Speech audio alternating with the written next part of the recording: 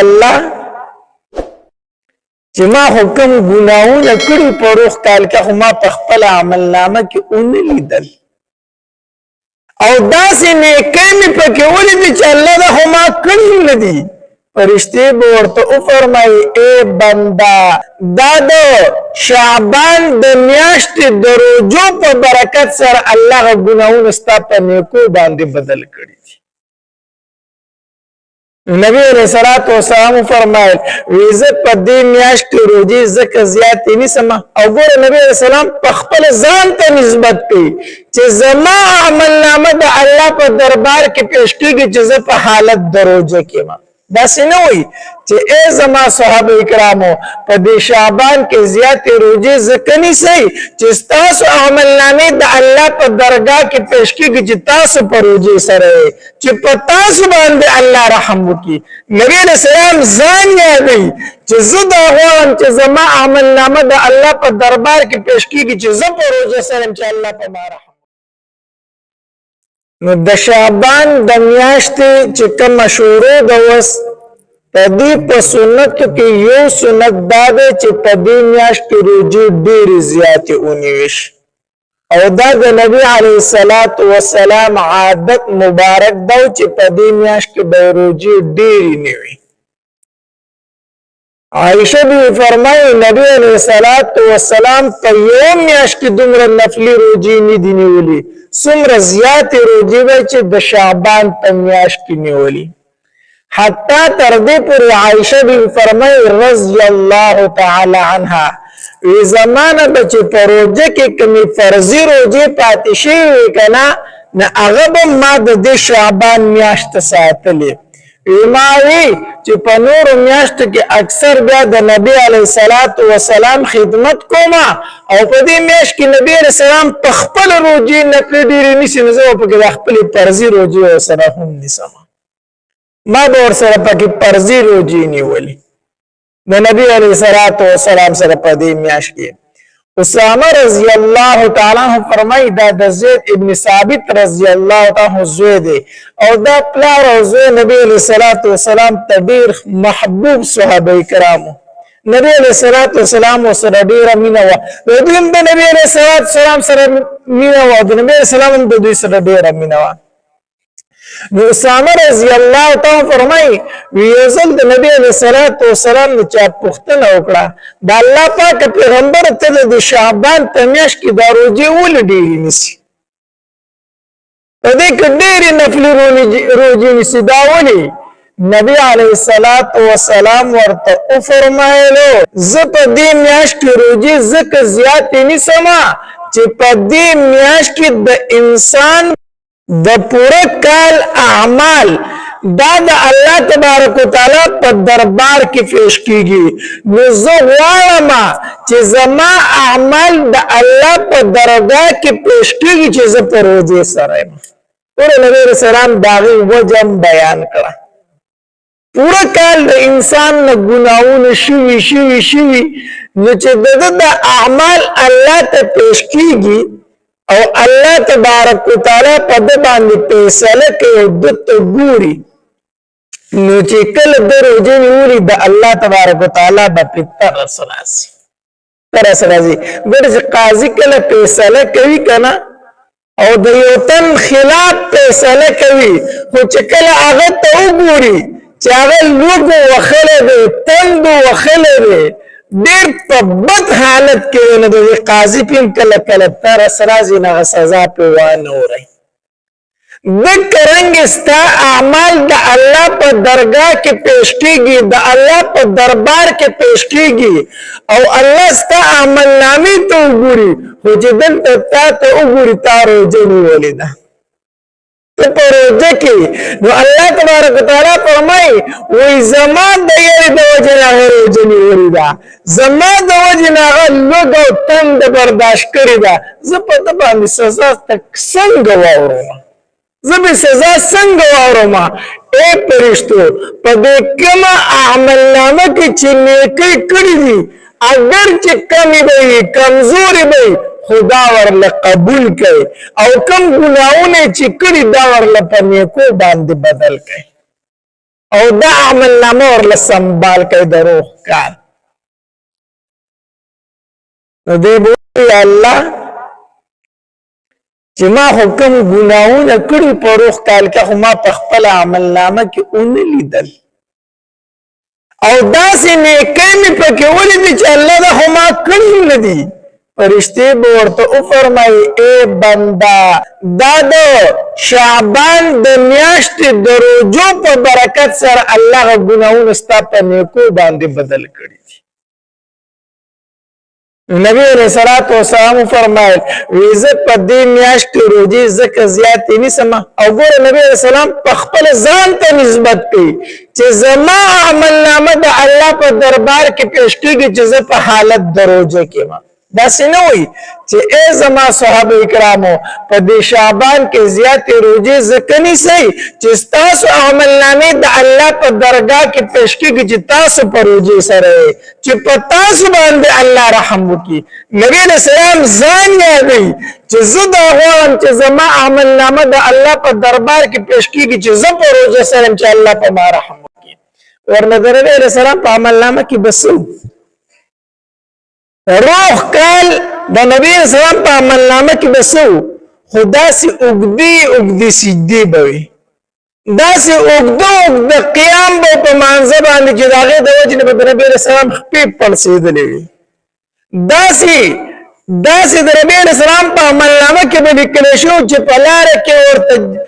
غني ورته او کړي وي نبي اسلام هغه معاف کړي دي. د نبی اسلام په عمل نامه کې به دا و چې په مخ باندې ورته لاړې ورته کړي دي خو نبی اسلام معاف کړي دي. د نبی اسلام په عمل نامه کې به دا و چې د کونډو او جوای قبول کړي ده یتیمانو ته ځان رسولی دی دغه به وکړه. د نبی اسلام په عمل نامه کې خو څه ګناه نه وه خو بیا هم نبی علیه السلام فرمایي زه دا غواړم چې زما عمل نامه د الله په دربار کې پیش کېږي چې ما روژه نیولي شي. اوس ما تعالی پکار دي کنه مونږ په روح کال کې وګورو کنه مونږ نیکۍ څومره کړې دي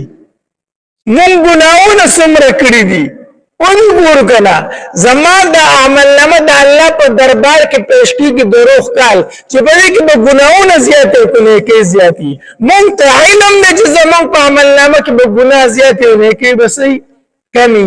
خو چې د الله په دربار کې زموږ عمل نامه پیش کېږي او موږ په حالت د روژه کې یو او دلته راباندې الله سزا اوري خو چې ما ته وګوري چې ما د هغه د یېرې نه روژه نیولې ده او فرشتو ته وفرمایي ای فرشتو په ده باندې زه سزا څنګه واورم خیر دی دا ګناهونه ورته معاف کړئ دا نیکۍ ورله قبول کړئ. نبی علیہ السلام وفرمایل د شعبان په میاشت کې زه روژې ځکه نیسم ډېرې زیاتې یو وجه دادا او دویمه وجه دادا بل حدیث مبارک کی راضی نبی علیہ السلام فرمائی وی د دې شعبان په میاشت کې الله تبارک وتعالی ملک الموت ته د هغه تمام انسانانو لست ورکوي چې پر روان کال کې به دا مړه کېږي وفات کېږي ملک الموت ته هغه لست په دې میاشت کې حواله کېږي. نبی علیہ السلام فرمایل زه غواړم چې زمون د لست مرګ زما نوم د مرګ ملک الموت ته ورکېږي هغه په داسې حالت کې ورکړی شي چې زه په حالت د روژه کې زه په حالت د روژه کې ما ګوره تاسو وایه که نه هلکه پلانکې بنده سره مې ضروري کار دی رای وله خو ما ته پته ده چې هغه کمزوری دی هغه بیمار دی هغه نشي راتلی خیر دی ډېر په سکون او په سهولت او په آرام سره راوله خو زما ورسره کار دی رایوله ماله داسې ده که داسې نه ده تا ته پته ده چې هغه نشي راتلی کمزوری دی بیمار دی خو ته چې راولې نو ګوره لکه ډېره نرمي ورسره وکړه تکلیف ورته ونه رسي الله تبارک وتعالى چې ستا نوم ورکی ملک الموت ته او تا روژه نیولي الله تبارک وتعالى به ورته فرمایي چې ستا نوم ورکیږي ملک الموت ته او الله تبارک وتعالى په تا باندې نظر واچوي چې تا روژه نیولې ده الله تبارک وتعالى ملک الموت ته وایي هی دې زما خواله راولي خو ګوره کمزوری دی لوږه ده پې تنده پې ده په حالت د روژه کې دی ګوره په راوستو کې ورسره نرمي وکړه سختي ورسره مه کوه نبی علیہ الصلوۃ والسلام فرمایي په دې میاشت کې د تمام کال چې څومره انسانان مړي د هغې نومونه ملک الموت ته حواله کېږي نو زه پکې روژې ځکه نیسم چې زما روح ملک الموت ته زما نوم ملک الموت ته په داسې حالت کې ورکېږي چې ما روژه نیولې وي نو په دې میاشت کې یوه سنت طریقه دا ده چې په دې کې روژې زیاتې نیسئ زیاتې اخیری چې کومه ویشتمه اتېشتمه نهشتمه ده د دې استثناء شوی دغه مه نیسه ځکه چې دا لږه وقفه وکړي چې رمضان المبارک ته لږ تر و تازه شي دوباره چې هغه روژې بیا ښه سمې ونیسي دویم په دې میاشت کې 15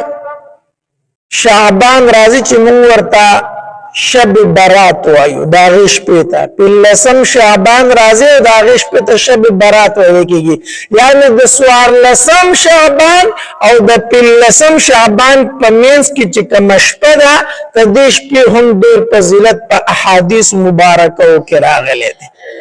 حدیث مبارک کې راځي نبی علیہ الصلوۃ والسلام فرمایي وې 15 شپې چې چا ژوندې کړي دا رون کړي د الله تبارک وتعالى په عبادت کې وجبت له الجنه د دې انسان د پر جنت واجب شو جنت ورله واجب شو کله کله شپې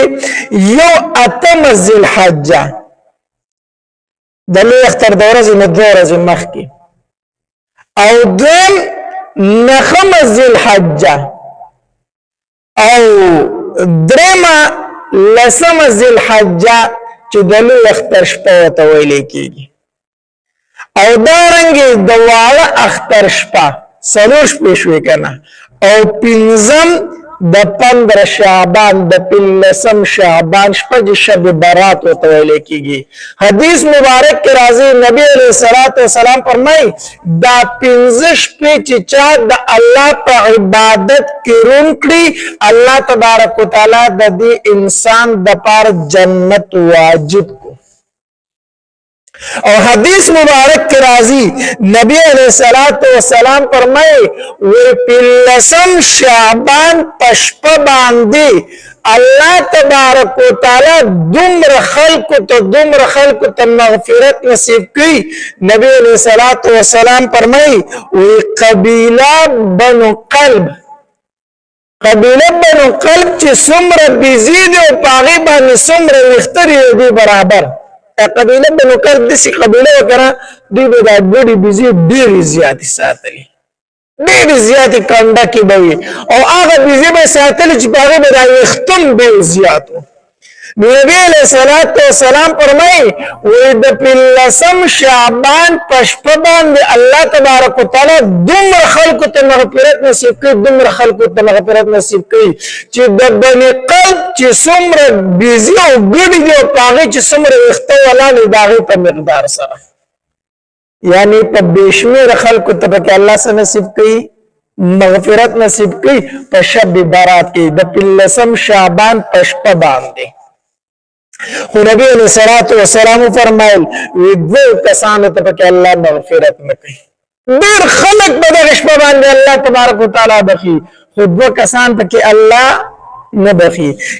کم یو نبی علیہ الصلوۃ والسلام فرمایل کې نګر انسان چې په زړه کې بل مسلمان تکي نه ساتي د بل مسلمان پر غرزیدو باندې خوشحالیږي د بل مسلمان پر رسوایی باندې خوشحالیږي د بل مسلمان په تکلیف باندې خوشحالیږي داسې انسان ته الله تبارک وتعالى په شب برات کې مغفرت نه نصیب کوي الله تبارک وتعالی په بشمیر خلق ته مغفرت نصیب کوي خو دې انسان ته مغفرت نه کیږي د کوم انسان په زړه کې چې بل مسلمان تخیره وي او دویم نبی علیہ الصلوۃ والسلام او فرمایل وی الله تبارک وتعالی په دې شپه باندې هغه انسان ته مغفرت نه کوي د چا چې پنسي د غوټو نخکته وي نارینه سره دی او پنسي د غوټو نخکته ساتي الله تبارک وتعالی په دې انسان ته مغفرت نه کوي ځکه دا علامت د تکبر دی څوک چې د پنسي ښکته راکاږي دا متکبر انسان وي دا د تکبر علامت دی او حدیث مبارک کې راځي نبی علیہ الصلوۃ والسلام فرمایي الله تبارک وتعالی فرمایي حدیث قدسی دی چې تکبر الکبریا ردائی چې دا تکبر زما صادر دی زما صادر دی او چې زمانه دا صادر راکاږو الله تبارک وتعالی فرمایي زه به ورله سټ ورمات سټ ورله ورمات کوم څوک چې زمانه دا صادر راکاږي نو دا پنسي د غوټو نخکته ساتل دا تکبر دی علامه د تکبر ده نو په شب برات کې د 15 شعبان په شپه باندې الله تبارک وتعالی دې انسان ته څه نصیب کړي مغفرت نه نصیب کړي نو بهر حال دا دو ګناهونه د ځان نه استل پکار دي دا رنګ د 15 شعبان چې کوم شپه ده دا هغه په خصوصي توګه باندې اهتمام پکار دی په دغه شپه باندې الله ته ودرېدل الله ته جړل د خپل ګناهونو بخښنه وغوښتل ځکه حدیث مبارک کې راځي نبی علیہ الصلوۃ والسلام فرمایي وی 15 شعبان په شپه باندې الله تبارک وتعالی اسمان د دنیا ته راکوشي څنګه چې داغه د شان سره خایي او الله تبارک وتعالی په خپل درې اوازونه کوي درې اوازونه الله تبارک وتعالی فرمایي وی څوک سوال غوښتون کې زمانه شته چې زه سوال قبول کړم دا څوک شته چې زمانه سو غواړي زه ورلور کم دویم आवाज الله تبارک وتعالی دا کوي څوک بخنه د خپل ګناہوں غوښتون کې شته چې زه وبخم دا سه زوښتره چې ما ته نش په چیرې وای او جاری راتا ما ته خپل ګناہوں نه توبه واسه زه ته مغفرت نصیب کم او درم الله تبارک وتعالی فرمای سوک رزق غوښتون کې شته چې زه ته رزق ورکما غریبی ده په تندستی ده په دا سه زوښتره چې ما رزق واره زه ور رزق ورکما نو الله تبارک وتعالی د طرف نه د غدري اوازونه کیږي ایک څوک سوال کوون کې نو سوال وکړي چې درې کما ایک څوک د ګناه نه توبه استون کې نو توبه واسه چې معاف دې کما ایک رزق غوښتون کې نو واړه زمانه چې نشپه کې ورته رزق درکما نو په 15 شعبان پښپ باندې پاسې دل پکار دی الله ته درېدل پکار دی د الله نه دعاګانې وختل پکار دی د خپل ځان د پاره د خپل مړو د پاره د خپل ژوندو د پاره د تمام مسلمانانو د پاره دعاګانې وختل پکار دی نو په دغه شپه باندې د الله تبارک وتعالى عبادت کول په خصوصي توګه باندې دا ډیر زیات اهمیت لري فضیلت لري او دغه رنګي د ورځې روزه نیول دا هم ډیر زیات فضیلت او ثواب لري بهر حال بهترین میاشتا غوره میاشتا د رمضان المبارک د تیاری میاشتا د رمضان المبارک د تیاری میاشتا